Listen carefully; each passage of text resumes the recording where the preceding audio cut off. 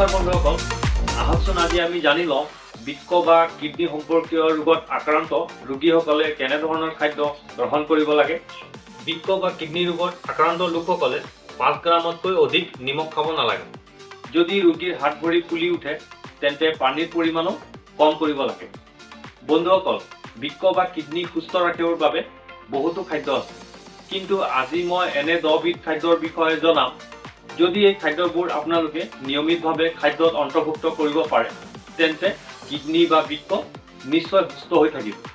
আৰু এই খাদ্যবোৰ হ'ল যেনে 1 নম্বৰ নহৰু, 2 নম্বৰ বন্ধাকবি, 3 নম্বৰ ক্ৰেনবেৰী, 4 নম্বৰ আদা, 5 নম্বৰ হালধি, 6 নম্বৰ কণীৰ বগা অংশ, 7 নম্বৰ অলিভ অইল, 8 নম্বৰ আনাৰস, 9 নম্বৰ আঙুৰ আৰু 10 নম্বৰ হৈছে অইলি ফিছ বা সাগৰীয় মাছ।